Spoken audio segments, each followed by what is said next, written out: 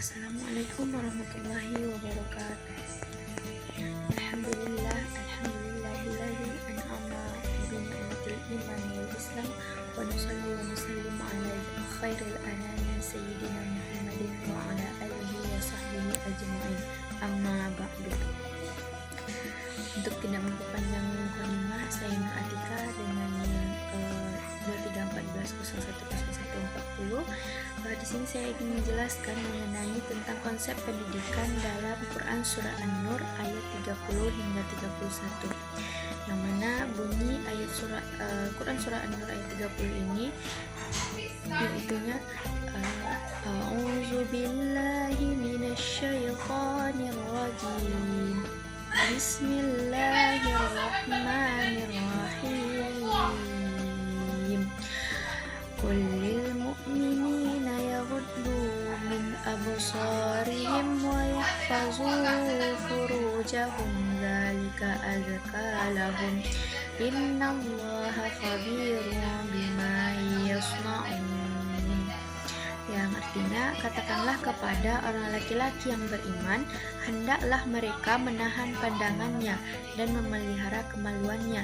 Yang demikian itu adalah lebih suci bagi mereka. Sesungguhnya Allah Maha mengetahui apa yang mereka perbuat.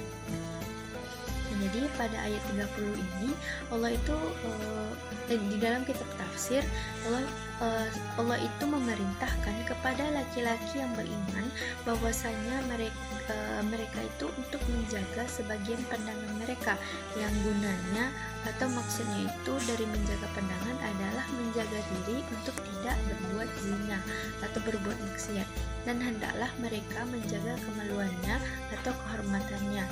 Dan kata-kata innallaha khabirun itu ialah Allah Maha mengetahui. Allah Maha mengetahui di sini maksudnya Allah itu bukan hanya mengetahui saja apa yang dilakukan oleh manusia, tetapi Allah juga akan memberikan ancaman atau konsekuensi dari mereka atau dari apa yang mereka perbuat.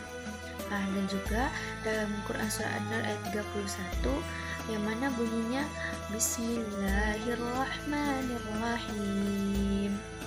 Wa kullil mu'minati yaghdudna min absarihinna wa yahfazna furujahunna wa la yubdina zinatahunna illa ma zahara minha wal yadribna bikhumurihinna ala juyubihinna wa la yubdina zinatahunna illa li bu'ulatihinna aw abaihinna aw abai bu'ulatihinna aw abnaihinna aw abnai bu'ulatihinna aw ikhwanihinna aw bani ikhwanihinna aw bani akhwatihinna aw nisaihinna aw ma malakat aymanahunna aw ittabi'ina ghairi awli aw ittabi'ina ghairi akhwatihinna aw nisaihinna aw ma malakat aymanahunna aw ittabi'ina ghairi ulil irbati minar rijali aw tiflil ladina lam yazharu ala auratin nisa wala yadribna bi arjulihinna liyu'lama ma yukhfina min zinatihinna wa tubu ilallahi jami'an ayyuhal mu'minuna la'allakum tuflihun. Yang mana artinya, katakanlah kepada wanita yang beriman, hendaklah mereka menahan pandangannya dan kemaluannya, dan janganlah mereka menampakkan perhiasannya kecuali yang biasa nampak. Dan hendaklah mereka menutupkan kain kudung ke dadanya, dan janganlah menampakkan perhiasannya kecuali kepada suami mereka atau ayah mereka atau ayah suami mereka atau putra-putra mereka atau putra-putra suami mereka atau saudara-saudara laki-laki mereka atau putra-putra saudara laki mereka atau putra-putra saudara perempuan mereka atau wanita-wanita Islam atau budak-budak yang mereka miliki atau pelayan-pelayan laki-laki yang tidak mempunyai keinginan terhadap wanita atau anak-anak yang belum mengerti tentang aurat wanita.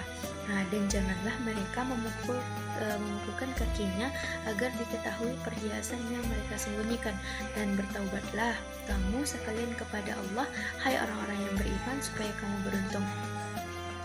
Jadi wakullil mu'minati yaghdudna min absarihinna itu firman Allah, wakullil mu'minina itu wakullil mu'mininati, katakanlah kepada wanita yang beriman. Jadi Allah Subhanahu wa taala itu mengkhususkan pembicaraan ini untuk kaum perempuan, yang mana sebagai sebuah penegasan, sebab sebenarnya firman Allah kullil mu'minina itu katakanlah kepada orang laki-laki yang beriman. Karena firman Allah ini umum mencakup kaum laki-laki dan kaum perempuan dari kalangan orang-orang yang beriman, sebagaimana semua pembicaraan umum lainnya di dalam Al-Quran. Jadi Allah itu mengawali dengan menahan pandangan baru, kemudian memelihara kemaluan, sebab pandangan itu adalah pemimpin bagi hati, sebagaimana demam adalah pemimpin bagi kematian. Wa yakhfazna furujahunna, hendaklah mereka memelihara kemaluannya dari perbuatan yang diharamkan seperti berzina, dan hendaklah mereka menutupinya agar tidak dilihat menyukai itu, kecuali jika budak itu masih kecil. Tetapi jika dia seorang budak dewasa yang berjanggut, maka itu tidak boleh. Wala yubdina zinatahunna illa ma zahara minha, hendaklah mereka tidak menampakkan sedikit pun dari perhiasan kepada laki-laki asing, kecuali apa yang biasa tampak dan tidak mungkin disembunyikan, seperti cincin, celak mata, dan juga lipstik. Maka dalam hal ini mereka itu tidak akan mendapatkan siksaan. Lain halnya jika mereka mendapatkan perhiasan yang harus disembunyikan, seperti gelang tangan, gelang kaki, kalung, mahkota, selempang, dan anting-anting, karena semua itu perlu ini terletak pada bagian tubuh atau hasta, betis, leher, kepala, dada, dan telinga, yang tidak halal untuk dipandang kecuali oleh orang-orang yang dikecualikan di dalam ayat ini. Waliyadribna bihumurihinna ala juyubihin. Jadi ayat ini tuh memerintahkan mereka, para perempuan, mengulurkan kerudungnya ke dadanya bagian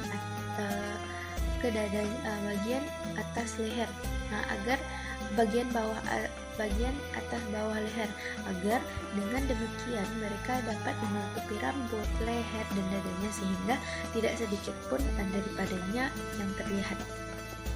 Jadi mereka itu boleh menampakkan perhiasan kepada beberapa orang tertentu, seperti yang disebutkan dalam Quran surat An-Nur di atas. Itu ayatnya menekankan perintah Allah kepada perempuan-perempuan mukmin agar mereka tidak menampakkan perhiasan tersembunyi ini kecuali kepada suami mereka, karena sesungguhnya para suamilah yang dituju dengan perhiasan, dan para istri diperintahkan mengenakannya untuk kepentingan mereka, sehingga mereka itu berhak memukulnya jika para istri tidak menggunakannya, sebagaimana berhak untuk melihat seluruh tubuhnya, atau kepada bapak tiri melihat seluruh tubuhnya itu bagi kaum suami, yang boleh melihat aurat, tapi tidak seluruh, tapi sebagian, yaitu bapak tiri atau bapak suami atau mertua, itu bapak suami atau mertua, atau putra-putra mereka, putra suami, atau saudara perempuan mereka, atau putra saudara laki-laki, putra saudara perempuan, karena seringnya bergaul bersama mereka dan jarang terjadi fitnah godaan di antara mereka. Juga karena tabiat yang sehat enggan untuk berbuat buruk terhadap kerabat. Di samping mereka dibutuhkan untuk menjadi teman di dalam perjalanan di waktu naik maupun turun. au nisaihinna, itu pengecualian juga para wanita khusus di dalam pergaulan dan juga pengabdian. Atau au ma malakat aimanahunna, adapun budak laki-laki ulama berselisih paham tentang mereka. Jadi segolongan pendapat budak laki-laki yang dimiliki seorang wanita itu adalah mahram baginya, maka budak itu boleh masuk menghadapinya jika memang dia orang yang menjaga kehormatannya. Juga boleh melihat tubuh wanita itu kecuali bagian antara pusar dengan lutut sebagaimana halnya para mahram. Au tabi'ina ghaira ulil irbata minar rijal, atau para pembantu laki-laki yang sudah tidak mempunyai keinginan terhadap wanita, itu orang-orang yang mengikuti suatu kaum untuk mendapat kelebihan makanan mereka semata, tidak mempunyai tujuan lain. Selain itu ia tidak pula mempunyai kebutuhan terhadap wanita, baik karena mereka sudah lanjut usia atau sudah berusia lanjut hingga syahwatnya itu hilang, maupun karena mereka dikebiri. Adapun yang boleh yang lainnya itu anak-anak yang belum balik atau belum mempunyai syahwat dan belum mampu untuk menggauli wanita. Setelah melarang menampakkan tempat perhiasan, selanjutnya Allah itu melarang menampakkan godaan perhiasan itu. Wala yadribna bi arjulihinna liyu'lama yukhfina min zinatihinna, dan hendaklah mereka tidak memukulkan kakinya ke tanah agar dalam kakinya itu bergemerincing, karena yang demikian itu dapat membangkitkan kecenderungan kaum laki-laki kepada mereka. Kaum wanita yang mempunyai banyak seni dalam soal gelang kaki ini, kadang mereka itu membuat lubang pada gelang itu, sehingga apabila berjalan walaupun perlahan maka gelang itu akan mengeluarkan suara khusus. Sedang di antara kaum laki-laki yang tangguh syahwatnya oleh godaan perhiasan lebih dari melihatnya. Itu tidak boleh wanita itu memakai atau memakai gelang kaki. Adapun relevansinya dengan pendidikan, yaitu ayat ini itu memberikan panduan moral dan etika yang sangat penting dalam membentuk karakter manusia, yang juga berperan besar dalam dunia pendidikan. Yang pertama itu perintah itu untuk menundukkan pandangan dan menjaga kemaluan, yang mana mencerminkan ajaran tentang pengendalian diri dan kesopanan yang menjadi fondasi utama dalam membangun karakter peserta didik yang berakhlak mulia. Baik itu dalam lingkungan pendidikan, pengendalian diri ini juga dapat diterapkan dalam menjaga perilaku, etika, berinteraksi, serta menghormati batasan-batasan yang telah ditetapkan oleh norma agama dan juga sosial. Yang kedua, ayat ini juga menekankan pentingnya menjaga lingkungan yang sehat dan juga kondusif, bebas dari godaan hawa nafsu dan tindakan yang tidak pantas. Hal ini juga relevan dengan dunia pendidikan saat ini, di mana menciptakan suasana belajar yang aman dan nyaman menjadi kunci keberhasilan proses pembelajaran.